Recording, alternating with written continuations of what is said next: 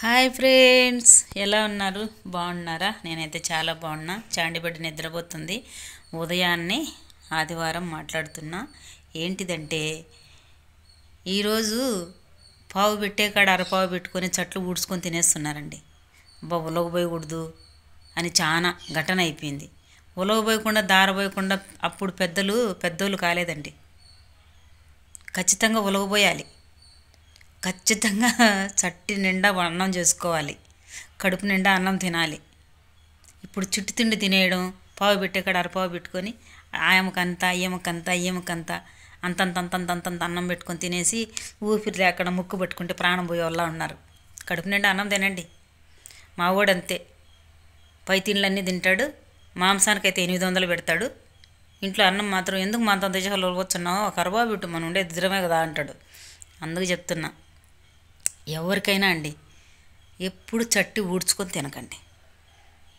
నిజం ఫ్రెండ్, చట్లో మనం తినంగా అన్నము ఎప్పుడు అంత మిగలాలి. అంతలో అంతన్నా చట్టి ఊడ్చకుండా ఖాళీ చేయకుండా చట్లో 4 మెతుకులు పెట్టాలి. మూగజీవులు తిరుగుతుంటాయండి ఇంటి ముందర. బల్లులు, సీమలు, ఆవులు, ఎనుములు, కుక్కలు, ఉడతలు ఏయో ఒకటి తిరుగుతుంటాయి. నంచుకోవడానికి ఏదో ఒకటి తెచ్చాడండి మా అబ్బాయి. ఆ పేపర్లోనే అంత అన్నం. సట్టు అయితే ఖాళీ చేయొద్దు. ఎప్పుడు రోంతుంది పెట్టుకొని తినే అనకూడదు ఆడమంచి, పెట్టేసేయని మగవాడు అనకూడదు. సట్టు అనేది ఎప్పుడు ఊడకూడదండి. దవర అంత అన్నం పెట్టాలి. అంత అన్నమన్నా ఇస్త్రాకులోనో, పెంకులోనో, తట్లోనో, లేదో మన ఇంటి ముందర బండలు ఉంటే బండ మీదనో క్లీన్గా ఉన్న చోట పెట్టాలి. ఏదో ఒక మూగజీవులు తినాలి. ఆ ఆశీర్వాదం మీకు రావాలి.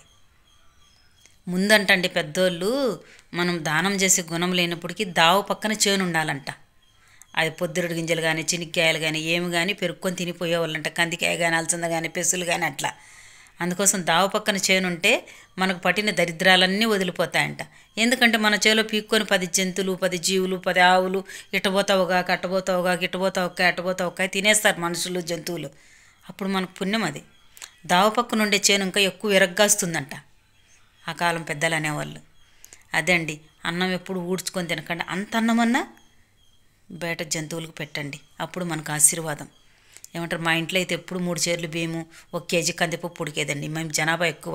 అమ్మగారింట్లో జనాభా ఎక్కువ, అత్తగారింట్లో జనాభా ఎక్కువ. ఇప్పుడంటే ఒంటరి వాళ్ళం అయిపోయాంలేండి.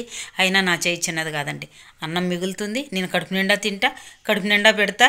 చట్లో ఇంకా ఉంటుంది. మిగిలింది పెట్టడానికి మాత్రం మా అబ్బాయి కూడా రెడీగా ఉంటాడండి.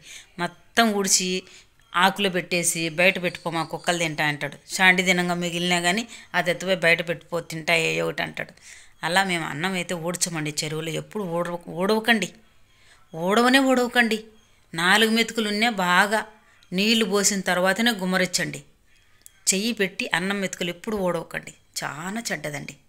ఓకేనా? నచ్చితే లైక్ చేయండి ప్లీజ్ మా వీడియోని. బాయ్ అండి.